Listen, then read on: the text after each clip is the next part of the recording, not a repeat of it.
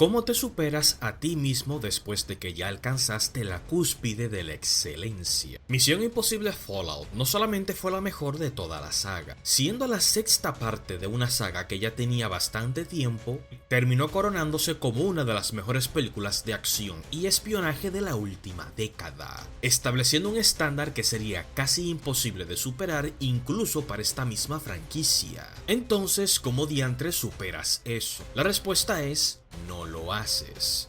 O mejor dicho, ni siquiera lo intentas. Lo que hizo especial a Fallout es que ni el director ni el resto del equipo de rodaje se propusieron a hacer una especie de obra maestra de entrada. Fallout fue el resultado de un gran esfuerzo colectivo y de tomar las decisiones correctas en el momento correcto. Entonces no puedes simplemente prepararte para hacer algo que pueda superar eso que ya hiciste. Pues iniciar un proyecto con esa mentalidad ya es prepararse para el fracaso. Entonces Tom Cruise y McQuarrie se propusieron a hacer algo distinto. Es interesante cómo una saga que hasta ahora se había caracterizado porque cada nueva entrega contaba con un director diferente para que cada parte se sintiera fresca con su propia impronta creativa, ahora se ha fijado con un único director en Christopher McQuarrie para que llevara la dirección del resto de la saga, desde la quinta película hasta la actualidad. A este punto, ya Misión Imposible es una saga tanto de Tom Cruise como del mismo Christopher McQuarrie. El reto que se propusieron para esta séptima película fue mucho mayor, pues en lugar de conformarse con hacer otra película que fuera tan grande y espectacular como Fallout, decidieron ir más allá. Esta vez optaron por contar una macro historia que fuera lo suficientemente grande y épica como para dividirla en dos partes. Esta vez la idea era presentar no una gran misión, sino la gran misión, que supondría el cierre de la historia de Ethan Hunt. Motivo por el cual estas dos películas que marcarían el último capítulo de Misión Imposible fuera una aventura mucho más épica, larga y con una trama mucho más demandante. Ya de por sí, desde la saga de Harry Potter, se había vuelto una especie de tendencia de que el último capítulo de toda aventura se dividiera en dos partes. Unos lo ven como una manera para sacarle más dinero a una franquicia que ya está llegando a su final.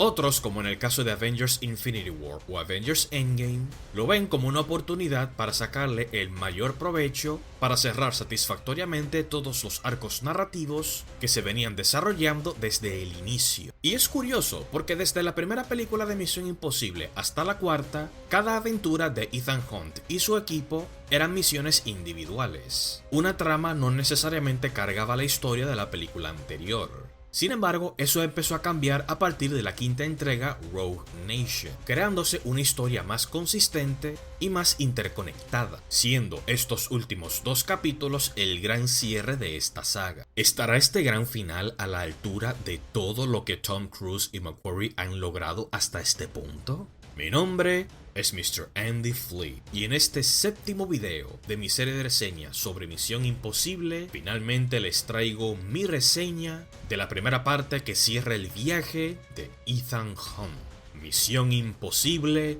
Dead Reckoning.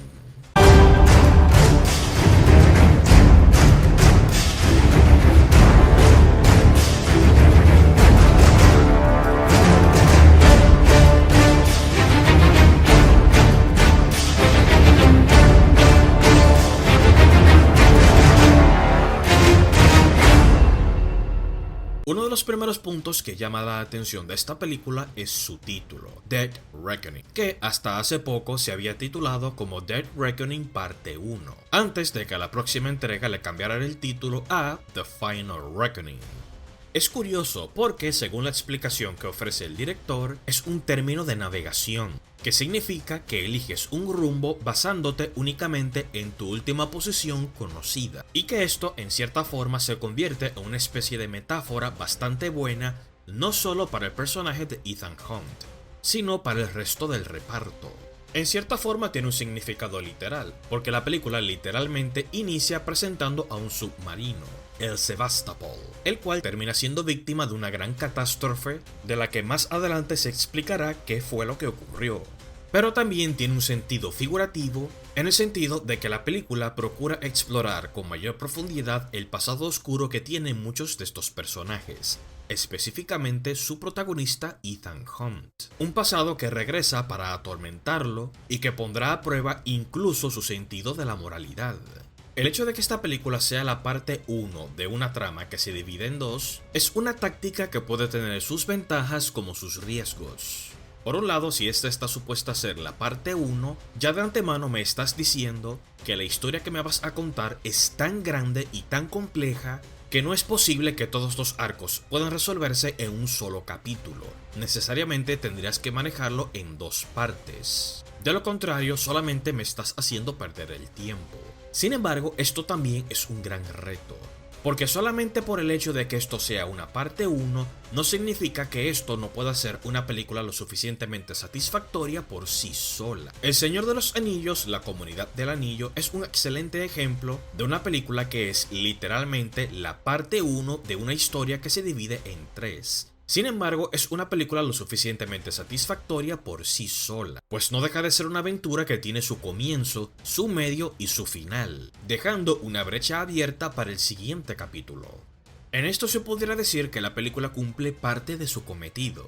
Énfasis en parte, porque sí, la resolución definitiva del conflicto no la vemos en esta película, pero no deja de ser una aventura lo suficientemente grande y épica como para ofrecerle una experiencia lo suficientemente satisfactoria a la audiencia, teniendo incluso un gran cierre que es probablemente uno de los tercer actos más espectaculares que haya tenido la saga. Tal vez no a la par de Misión Imposible Fallout, pero sí espectacular por sus propios méritos. Entonces, más que sentir que estás viendo una historia incompleta, estás teniendo una aventura que al final realmente te deja con ganas de ver más. Y ese debería ser el propósito de cualquier relato que se titule como una parte 1. Ahora bien, lo que me resulta más interesante todavía fue el tema que Cruise y McQuarrie decidieron elegir para que esta fuera la gran amenaza a la que Ethan tuviera que enfrentarse, que fuera lo suficientemente mortífera como para que abarcara 2 películas. Y es que en este caso, para la elección de la villana, Misión Imposible fue realmente atrevida. En esta ocasión no tenemos a un terrorista con hambre de poder, ni que tenga el deseo de destruir el viejo orden mundial con algún arma nuclear. Tampoco es un maníaco que intente liberar alguna especie de arma biológica para fines económicos. Esta película nos introduce a la entidad, la cual es literalmente una inteligencia artificial capaz de tener dominio de cualquier sistema de comunicación o red militar. Así es, literalmente la villana de esta película es una inteligencia artificial. Hay tantas razones por las que esta idea puede ser duramente criticable como a su vez elogiada. Es entendible porque para muchos esto puede ser un salto bastante brusco, pues es como si Misión Imposible entrara de lleno al campo de la ciencia ficción. Sin embargo, por increíble que parezca, debo decir que esta idea personalmente me gusta. Esta película vino a estrenarse en el año 2023. Sin embargo, ya se estaba filmando desde la pandemia, la cual tuvo varios problemas de producción y en más de una ocasión tuvo que paralizar su rodaje precisamente por el impacto del COVID. Entonces resulta doblemente fascinante que mucho antes de que la inteligencia artificial fuera un tema de discusión en todos los medios, que ya estos sujetos hayan pensado que este fuera el tema central de su película. Al mismo tiempo me parece que es una manera muy interesante de mantener esta saga actualizada a los tiempos. Siempre he dicho que el cine de espionaje es una especie de ventana para mirar el panorama político en el que nos encontramos con un ojo crítico. El mismo personaje de James Bond nació como un producto de la Guerra Fría. Ya para cuando habíamos entrado a la edad moderna, el panorama cambió, teniendo historias que se enfocaban en la manipulación de los medios de comunicación. Otras historias que eran una crítica directa a la relevancia del agente secreto en el panorama que nos encontramos, tomando en cuenta que ahora el gobierno pudiera perfectamente enviar a un drone para hacer el trabajo que pudiera hacer un humano. Misión Imposible Dead Reckoning me parece el siguiente salto lógico a esta evolución de la narrativa, ahora atacando directamente un tema de preocupación general como la inteligencia artificial. Hace 10 años te hubiera dicho que la inteligencia artificial era tema de ciencia ficción. Pero ahora viendo cómo este tipo de temas tienen una incidencia directa en la forma en que vivimos, incluso en la manera en la que percibimos el arte, entonces nos damos cuenta que lo que propone esta película no es tan descabellado como parece. Así que yo, personalmente, lo compro. También resulta escalofriante como el hecho de que ahora Ethan se tenga que enfrentar a una especie de supercomputador capaz de manejar un algoritmo tan poderoso y avanzado que es prácticamente como si pudiera predecir el futuro. Esto hace inmediatamente que los personajes se sientan en desventaja, enfrentándose a una amenaza que claramente está 1000 pasos adelantada a los héroes, al punto que tú mismo empiezas a cuestionar cómo diantres este equipo pudiera derrotar a un enemigo así. En palabras del mismo Luther, Ethan, estás jugando ajedrez cuadridimensional con un algoritmo. ¿Cómo diablos te enfrentas a eso? Claro, no deja de sentirse extraño porque básicamente estamos en territorio inexplorado para el género de espionaje. Es la primera vez que este tipo de temas es abordado por una película de este tipo sin que necesariamente se sienta como una película de ciencia ficción. Incluso resulta bastante abstracto el hecho de que ahora los personajes tengan que enfrentarse a un enemigo que básicamente no tiene rostro ni un cuerpo. Es, como su mismo nombre lo dice, una entidad, un ser incorpóreo que resulta ser una amenaza invisible, pero que de alguna forma u otra puede sentir su presencia en todo momento. Sí, es una idea extraña hablar de este tipo de temas en una película de espías, pero es al mismo tiempo lo que lo hace tan interesante. Hasta me sorprende que la película que se adelantará a esto sea Misión Imposible y no una cinta de James Bond. Claro, la película también se encarga de que la parte antagonista de esta historia también tenga un rostro, y para eso tenemos el personaje de Gabriel, interpretado por Esai Morales. Pero eso es un punto que tocaremos en breve. Este escenario ofrece un contexto único en el que la historia se atreve a explorar a sus personajes en diferentes maneras. Y aquí es que puedo decir que hay muchos aciertos como a la vez muchos puntos que particularmente me desagradan. Debo decir que el tratamiento que esta película le da a sus personajes es uno de los primeros puntos con los que tengo sentimientos encontrados. Claro, voy a enfatizar en eso un poco más adelante, pero para esta pequeña sección me enfocaré en lo que siento que la película sí hace bien. Hasta ahora Misión Imposible ha hecho un buen trabajo rotando la galería de sus personajes. Específicamente a partir de la cuarta película, ha hecho un buen trabajo manteniendo caras conocidas y al mismo tiempo introduciendo caras nuevas para que el reparto siempre se sienta fresco. En esta ocasión podemos decir que Ethan Hunt, Benji, Luther e Ilsa Faust ya son los personajes recurrentes en lo que ha sido la saga hasta este punto. También regresan personajes de la película anterior, como Alana Mitsopoulos, alias la Viuda Blanca y su hermano. Regresa una cara conocida que no habíamos visto desde la primera película en Eugene Kittredge, director de la CIA, lo cual es una buena manera de conectar esta cinta con la primera película. Pero es en las caras nuevas que esta película brilla. Por un lado tenemos a Paris, interpretada por Pom Klementieff. Así es, Mantis como nunca antes la habíamos visto. Paris me divierte, pues es lo más cercano que tendremos a una henchman de James Bond en una película de Misión Imposible. Pero es una antagonista que más adelante resulta ser una aliada y que por lo que parece tendrá un papel mucho más protagónico en la siguiente película. Pero la nueva adición más destacable sin duda es Hayley Atwell, asumiendo el papel de Grace.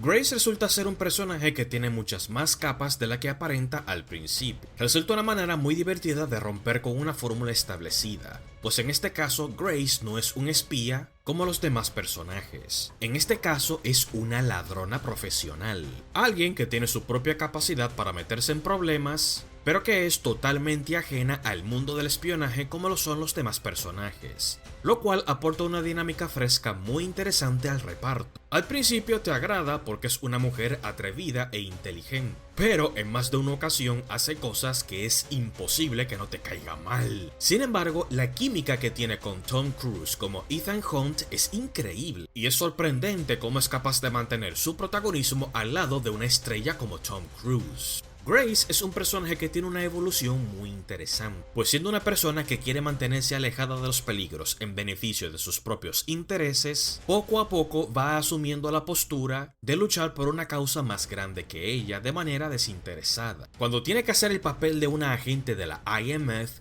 realmente podemos ver cómo el personaje se asusta. Vemos cómo se siente abrumada con todo esto, lo cual la humaniza de una manera muy humilde. Y esto hace que un personaje que en principio te caía mal, inevitablemente termine simpatizando por ella.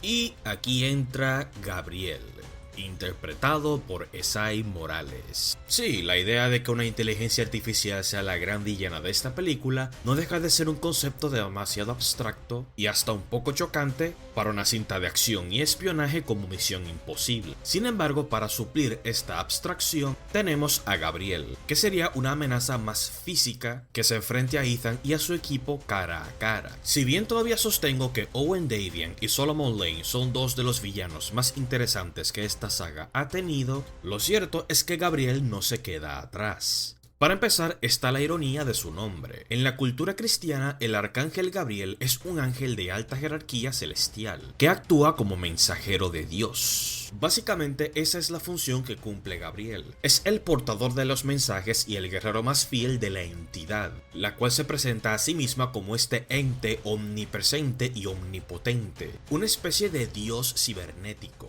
con la capacidad de influir en el libre albedrío de cualquier persona, manejando un complejo algoritmo y teniendo control total sobre cualquier tipo de tecnología. La manera en que Esai Morales interpreta a este personaje proyecta un carisma y una elegancia que es difícil ver a este villano como un simple lacayo de la entidad. Más bien es una especie de adorador de esta inteligencia artificial, la cual ha elegido a este asesino como su gran emisario de la muerte.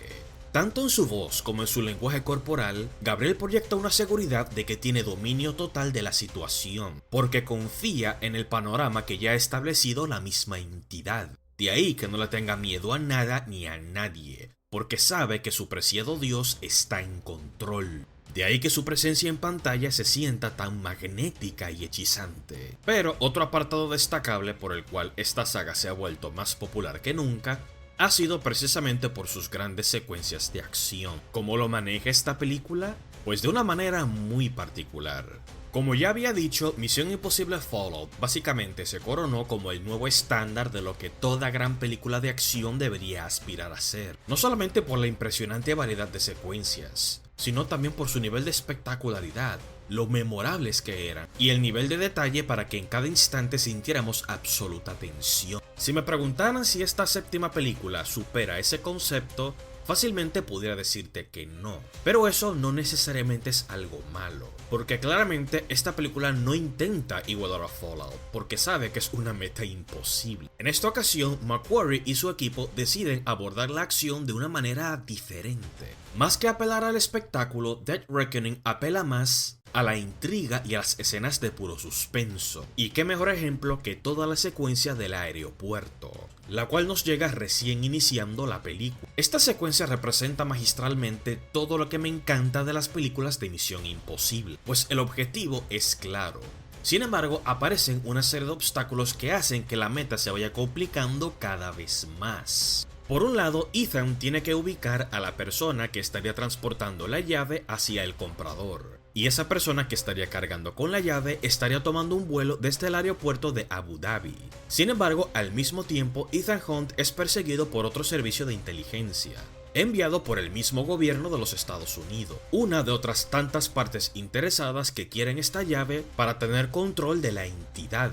Hasta ahora todo bien, básicamente el juego del gato y el ratón, pero esto se complica en el momento que la llave es robada por una tercera parte que no tenía nada que ver hasta este punto, y aquí es donde conocemos a Grace, la ladrona profesional. Mientras todo esto se desarrolla, Benji detecta que hay un objeto sospechoso en una de las maletas que va justo al avión que va a abordar Ethan, y todo apunta a que es una bomba plantada por una persona misteriosa. Y la única manera de abrir esta bomba es respondiendo una serie de acertijos y pruebas psicométricas que mientras más preguntas responda, más la entidad sabrá de Benji. Pero lo peor es que el algoritmo de esta entidad es tan avanzada que ya sabía de antemano que la persona que buscaría desactivar esta bomba iba a ser Benji. Y como si esto fuera poco, hay una cuarta parte que se une a la fiesta y asesina al portador de las llaves que Ethan y Grace procuran devolverle. Y como si eso fuera poco, en el aeropuerto también está Gabriel haciendo de las suyas. Es una serie de obstáculos y contratiempos que se van sumando uno sobre el otro, haciendo que lo que originalmente iba a ser una misión simple se torne súper compleja en cuestión de minutos. Y todo esto se desarrolla en la medida que tenemos una divertidísima y fascinante interacción entre los personajes, entre Luther y Benji,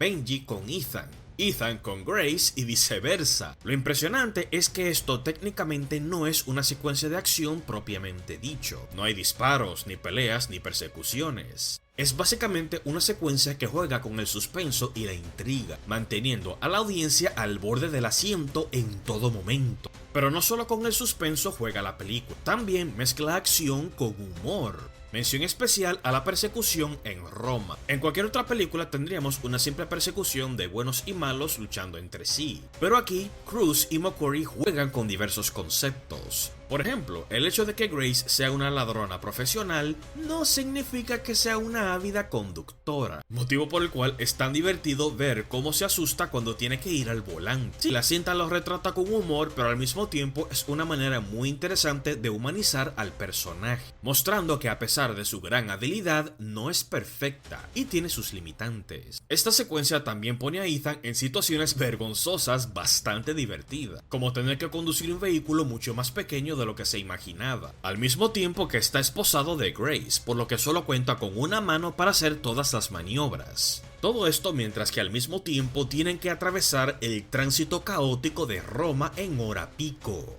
Como una secuencia de acción es emocionante, sí, pero también es increíblemente divertida. Recuerdo cuánto me reí la primera vez que la vi en el cine, pero no solo con el humor juega esta película, pues hay otras secuencias donde la tensión es tan grande que la primera vez que vi esta película sentía que me iban a salir más canas de las que ya tengo. Mención especial a la pelea dentro del callejón en Venecia. Lo más impresionante de esta secuencia es el hecho de que se vea tan bien. Por regla general entendemos que las mejores peleas son aquellas donde tenemos tomas claras y amplias de lo que está pasando. No se imaginan lo increíblemente difícil que es lograr una pelea como esta en un espacio tan reducido, y que no solamente podamos entender todo lo que está ocurriendo, sino que podamos sentir toda la ansiedad que la escena está supuesta a transmitir. Por un lado, es una escena que genera una gran impotencia, pues este es el momento en el que la entidad engaña a Ethan y lo dirige a una trampa, lo cual impide que pueda llegar a Grace a tiempo. De igual forma, es una escena sumamente claustrofóbica. Sentía que me faltaba el aire viendo cómo a Ethan le pateaban el trasero en este callejón del cual no lo dejaban salir. Pero al margen de estas secuencias, la película no se priva de las grandes hazañas que hace Tom Cruise. Esa escena icónica que se supone que es la más documentada y la que el estudio más utiliza para promocionar esta película, y es el gran salto en motocicleta hacia el acantilado. Voy a ser completamente honesto con ustedes, esta escena no me impresiona tanto. Tal vez sea por el hecho de que la mostraron tanto en los trailers y en todo el material promocional, que para cuando lo vine a ver en la película, no me impresionó. Si a ver vamos, una secuencia como esta ya la hizo primero James Bond en GoldenEye en 1995. Ahora, lo que a mí sí me resulta absolutamente impresionante es la gran secuencia final. Así es, estamos hablando de la caída del tren. Para empezar, una vez más, Tom Cruise, McQuarrie y el resto de su equipo demuestran el gran nivel de compromiso y entrega que tienen para elaborar estas grandes secuencias. Lamentablemente, el equipo no pudo obtener el permiso para que le concedieran un tren para poder filmar todo el tramo del tercer acto, por lo que el equipo de producción literalmente tuvo que construir su propio ferrocarril, en el cual estarán filmando toda la secuencia de Grace obteniendo la llave, la pelea entre Ethan y Gabriel arriba del tren y la escena de la caída por el acantilado. Imaginen el nivel de inversión para construir todo esto solo para destruirlo. Y por supuesto, mención especial a una de mis secuencias favoritas en toda la saga, después de la persecución de los helicópteros en Fallout, y es la caída de los diferentes vagones del tren. Es curioso, cuando estrenó esta película, muchos fans supusieron que esta escena estaba directamente inspirada en Uncharted 2, la segunda parte de la famosa saga de videojuegos de Naughty Dog. Sin embargo, podrán llamarme loco, pero cuando vi esta secuencia, lo que me llegó a la mente no fue Uncharted 2. En realidad, la película en la que estaba pensando era Jurassic Park 2: El Mundo Perdido. Específicamente en la escena en la que la casa rodante está a punto de caer, y cualquier movimiento en falso que hagan los personajes podría ser fatal. Digo esto porque la caída de los vagones en Dead Reckoning hace un trabajo estupendo mostrando cada uno de los motivos por el cual esto es tan peligroso y por qué cualquier cosa podría salir mal. Primero, el hecho evidente: el tren se está cayendo, por lo que Ethan y Grace tienen que saltar de un vagón al otro para sobrevivir. Pero no solo esto, sino que también tienen que sobrevivir a todo lo que está pasando dentro de cada vagón. Bien pudieran resbalarse con el aceite de la cocina, o pudieran volar en 1000 pedazos con la fuga de gas que se produjo en la estufa, o peor aún, pudieran verse mutilados por toda la cubertería que se alza cuando los personajes van en caída libre, o peor aún, cualquier cosa que esté colgando podría caerles encima y matarlos. Es una secuencia espléndida que juega con la ansiedad de la persona más cuerda hasta el límite. Recuerdo que mi novia tuvo que taparse los ojos en más de una ocasión la primera vez que la vimos en el cine. Es simplemente espectacular. Hay muchos que dicen que con esta secuencia la acción en Misión Imposible fue demasiado lejos, al punto de ser demasiado increíble. De hecho, en varios comentarios en mis videos anteriores, vi que muchos de mis seguidores lo comparaban con Rápido y Furioso, y personalmente no estoy de acuerdo con esa comparación. De hecho, me atrevo a decir que Misión Imposible triunfa donde Rápido y Furioso ha fracasado, por una diferencia muy fundamental. La acción en Misión Imposible, por más espectacular e increíble que se torne, al final del día no deja de ser, en cierta forma, plausible. Sí, tener a los personajes corriendo encima de un vagón que se está cayendo podrá ser algo tan espectacular que se sale de los parámetros de lo ordinario. Pero como siempre he dicho, la meta de todo lo que es ficción es que, a pesar de que la audiencia está perfectamente consciente de que todo lo que vemos en pantalla es una exageración de la realidad, que igual la película pueda convencer a la audiencia de que puede cargar con cierta verosimilitud, aún dentro de lo que se considera ficticio. En Rápido y Furioso eso no pasa, pues estamos hablando de secuencias que directamente desafían las leyes de la física y de la lógica humana en general. A diferencia de Rápido y Furioso, en Misión Imposible no vemos a Ethan empujando un torpedo con sus propias manos, como lo hace Hobbs. A diferencia de Rápido y Furioso, en Misión Imposible no vemos a Ethan demostrando una fuerza descomunal como si fuera una especie de metahumano como lo hace Dominic Toretto. Si hay algo que verdaderamente se le puede criticar a esta película, no es la acción. Es básicamente todo lo que voy a abordar a continuación. Y es por eso que he decidido reservar lo más negativo de mi reseña para esta pequeña sección, porque personalmente siento que tengo mucho que decir. Todo el que me conoce y que lleva un tiempo siguiendo este canal sabe lo que siempre digo: amor no quita conocimiento. Sí, particularmente considero que Misión Imposible Dead Reckoning es una buena película. No deja de ser un milagro el hecho de que la séptima entrega de una saga tan longeva y duradera como esta todavía mantenga un alto estándar de calidad, ofreciendo gran entretenimiento y escapismo del bueno, con una trama que cautive, personajes fascinantes y acción espectacular. Sin embargo, solamente porque aprecio una película por todos sus méritos, no significa que no pueda reconocer sus flaquezas. Y digo esto porque siento que Dead Reckoning es la primera película de la saga en mucho tiempo donde por fin empezamos a sentir el desgaste de la fórmula con la que los realizadores han estado jugando desde Ghost Protocol. Ya he abordado anteriormente la forma tan peculiar en la que McQuarrie estructura sus historias para Misión Imposible 5 y 6. Básicamente, Tom Cruise y McQuarrie se la pasan todo el tiempo ideando las secuencias de acción y espectáculo más cautivadoras y locas que se les pudiera ocurrir, y alrededor de estos grandes escenarios es que empiezan a elaborar una historia, atando los cabos sueltos y puliendo los detalles en el camino, haciendo que la mitad de la realización de estas películas sea casi improvisada. Sin embargo, esto funcionó bien para cintas como Rogue Nation, pero especialmente para Fallout, pues comparadas con entregas anteriores de Misión Imposible, esta última fue una película que contaba con una línea narrativa mucho más simple. La amenaza que representaban los antagonistas era simple, y las motivaciones de los personajes eran lo suficientemente entendibles como para que se sostuvieran por sí solas. Esto hacía que moldear estas historias fuera más flexible para el tipo de película que querían hacer. Sin embargo, Dead Reckoning está supuesta a ser la parte 1 de una historia que se divide en dos partes. Por lo tanto, si quieres presentar un evento cinematográfico que abarque dos películas, necesitas una trama mucho más elaborada y robusta, por lo que el margen para la improvisación es relativamente menor. Esto hace que los realizadores tengan que enfocarse en una narrativa más concreta y compleja, pero al mismo tiempo es debido a esto que en esta película es más fácil notar los problemas de guión que tiene la cinta. Para empezar, la película está llena de conveniencias que de verdad rozan la inverosimilitud, pero eso es lo de menos.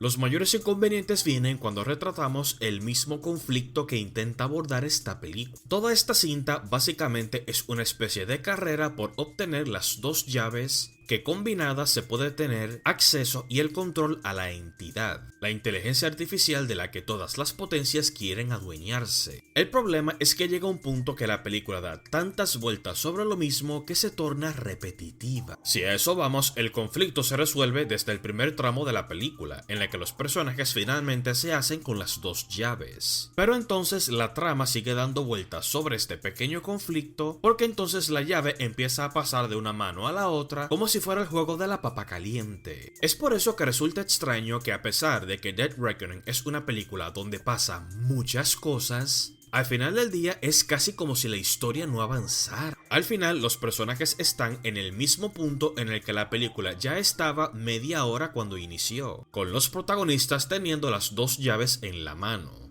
Ahora toca buscar el código fuente de la entidad para destruirla. ¿De verdad necesitábamos toda una película solamente para esto?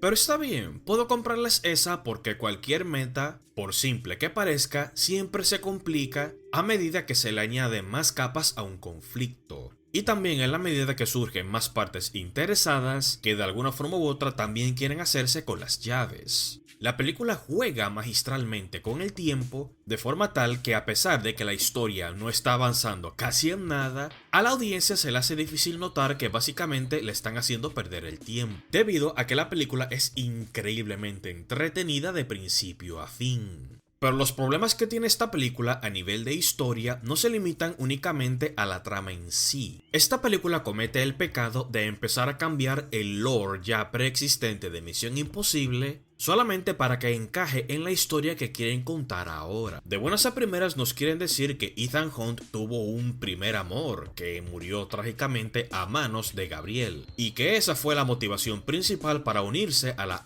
IMF. Se nota a leguas que esto fue un invento de último minuto, pues ninguna de las películas anteriores hicieron ninguna referencia a que Ethan tuvo un primer amor antes de Julia. Incluso en Fallout, el mismo Luther le dice a Ilsa que Ethan solamente ha sido serio con dos mujeres en su vida. La primera, evidentemente, es Julia, pero aunque no lo diga directamente, se infiere que la segunda persona se refiere a Ilsa, la segunda persona en mucho tiempo por la que realmente Ethan sintió algo. No tiene ningún sentido que Luther se refiera a ese primer amor misterioso, porque en ese punto de la historia Luther todavía no conocía a Ethan, porque supuestamente este evento fue antes de Misión Imposible 1. Pero inmediatamente de aquí se desprende otro problema en cuanto al reclutamiento de los agentes de la IMF. Por primera vez en todo el lore de Misión Imposible, incluso desde la serie original de los 60, esta película propone la idea de que los agentes que componen la fuerza de Misión Imposible son una especie de reclusos o exconvictos que tuvieran alguna especie de récord criminal y que la única manera de limpiar su historial era si escogían formar parte de esta organización, básicamente convirtiendo a la IMF en el escuadrón suicida. Voy a ser completamente honesto con ustedes. Esto no me gusta. Automáticamente disminuye el impacto de lo que implica ser un agente de la IMF, pues ahora muestra a estos personajes como si fueran individuos que no tuvieron otra alternativa. en lugar de ser agentes que de manera genuina escogieron este compromiso. Puedo creer que un personaje como Luther tiene una especie de antecedente criminal. Después de todo, era un famoso hacker. ¿Pero Benji? En Misión Imposible 3, Benji era un miserable analista. No fue hasta la cuarta película que pasó la prueba para convertirse en un agente de campo. Pero en ningún momento se infiere que Benji era una especie de criminal que esperaba limpiar su nombre si se unía a la IMF. Es un intento forzado de tratar de agregarle mayor misticismo a este concepto. Es como echarle demasiados condimentos al plato que estás preparando, al punto que te excedes. Este cambio no era necesario, y siento que contradice mucho de lo que ya se había establecido en la saga hasta este punto. Pero de todas las decisiones creativas que me resultan altamente cuestionables, la que más sentimientos encontrados me genera es, y sé que todo el mundo esperaba que hablara de esto, la muerte de Ilsa Faust, la cual he admitido públicamente que era mi personaje favorito de toda la saga. Antes que nada quiero decir que lo entiendo. Entiendo por qué tomaron esta decisión. Sí, por un lado Rebecca Ferguson ya quería distanciarse de la saga para enfocarse en otros proyectos. Digamos que ese es el motivo políticamente correcto por el cual decidieron hacer esto. Pero al margen de esas razones fuera de cámara, a nivel narrativo puedo entender por qué tomaron esta decisión. Desde la primera película, Misión Imposible era una saga que se atrevía a tomar riesgos. No tenía ningún reparo en matar personajes de forma impactante. En la primera cinta, Ethan literalmente pierde a todo su equipo, quedando como el único agente sobreviviente. Estamos hablando de espías que todos los días arriesgan su vida, por lo que cualquier misión en el campo puede ser la última. Y aun si ese no fuera el caso, desde Rogue Nation hasta este punto, los personajes de Benji, Luther e Ilsa se estaban convirtiendo en los personajes secundarios más recurrentes de la saga, por lo que si estos continuaban siendo los mismos protagonistas de siempre, iba a llegar a un punto en el que la saga se iba a sentir demasiado segura. Iba a llegar a un punto en el que íbamos a pensar que ya estos personajes eran básicamente invencibles, por lo que a veces estas sagas necesitan tomar estos riesgos para que la audiencia nunca se descuide y la historia siempre nos mantenga en intriga. Y si la película iba a tomar el gran riesgo de deshacerse de un personaje muy querido, necesitaba que fuera una muerte que realmente le doliera a la audiencia. Es decir, una muerte que de verdad me doliera a mí. Y qué mejor candidata para este sacrificio que Ilsa Faust. Reitero, mi problema no está con esta decisión creativa. Aunque no quería que pasara, respeto que lo hicieran. Mi problema estuvo en la forma en que lo hicieron. No es coincidencia que este personaje termina muriendo en la misma película en la que nos introducen al personaje de Grace, por Hayley Atwell. Y la película ni siquiera disimula el descaro de que simplemente están eliminando a Ilsa para sustituir al miembro femenino del equipo por el personaje de Grace. Solamente miren esta toma en Venecia. Tan pronto Ethan confirma la muerte de Ilsa, en la toma inmediatamente entra Grace. Como si la misma película te estuviera diciendo, se murió un personaje femenino del equipo, no importa, aquí está la siguiente. Detesto este nivel de descaro. Pero lo más frustrante de todo es que la manera en la que la película decide deshacerse de Ilsa disminuye drásticamente la importancia y el impacto que el personaje había tenido en la saga hasta este punto. En Rogue Nation conocimos a Ilsa Faust como este personaje femenino fuerte, aguerrida, extremadamente inteligente, impredecible. Alguien que podría ser tu mejor aliada como tu peor enemiga. Más que mostrarla como un interés romántico que Ethan tenía que proteger, la conocimos como un agente que se le equipara a Ethan Hunt. No como alguien menor que él, sino como una igual. Sin embargo, Dead Reckoning pisotea este concepto, convirtiéndola en un peldaño más en las relaciones fracasadas de Ethan, presentando el escenario de oh no, una vez más Ethan ha fallado en proteger a sus mujeres. Pero Ilsa nunca fue ese tipo de personaje. Es doblemente frustrante porque esto contradice la evolución que tuvo Ethan en la película anterior, Misión Imposible Fallout. Esta sexta película lidió con el concepto de que Ethan se siente culpable por todos los problemas que le había causado a Julia. viéndose a sí mismo como un portador de malos augurios andante. Se ve a mismo como un peligro que es incapaz de proteger a sus seres queridos, sufriendo la repercusión de todas las decisiones que había tomado en el pasado. Sin embargo, es la misma Julia que le dice que no, nada ocurrió aquí porque tú estabas aquí. Y me siento mucho más segura sabiendo que siempre lo vas a estar. Este momento fue precioso, pues fue una fuerte declaración para Ethan para que sepa que podía quitarse esa carga de encima. No tiene por qué sentirse culpable por esto, y él no es ningún portador de malos augurios. Al contrario, fue un héroe que gracias a todos sus sacrificios pudo darle una mejor calidad de vida a Julia. Básicamente, en esta película, Ethan pudo sanar esa herida. Y lo mejor de todo es que esto ahora permitiría que Ethan pudiera seguir adelante con un personaje como Ilsa Faust. Alguien por quien no tiene que preocuparse porque es un agente tan hábil y fuerte como él. Sin embargo, con Dead Reckoning es como si hubiéramos dado 2 pasos hacia adelante y 5 hacia atrás.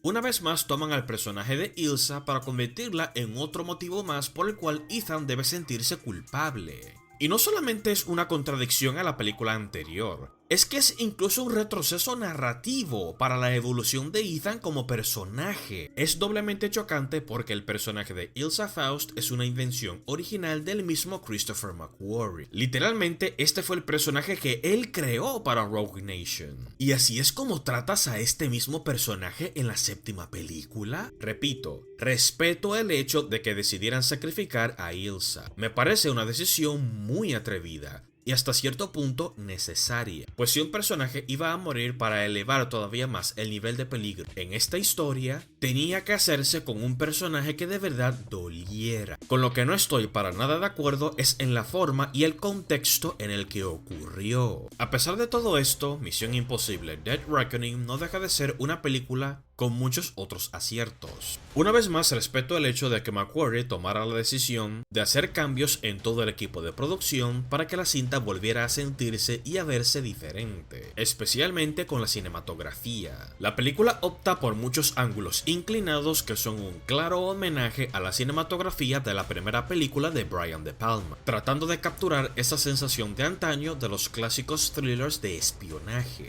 Y como si eso fuera poco, la cinta está llena de homenajes a la primera cinta de De Palma, como Ethan haciendo el truco de magia para ocultar las llaves, tal y como lo hizo con el disco que contenía la lista Knock en la primera cinta. El regreso del personaje de Kittredge como el director de la CIA es una manera muy interesante de cerrar el círculo.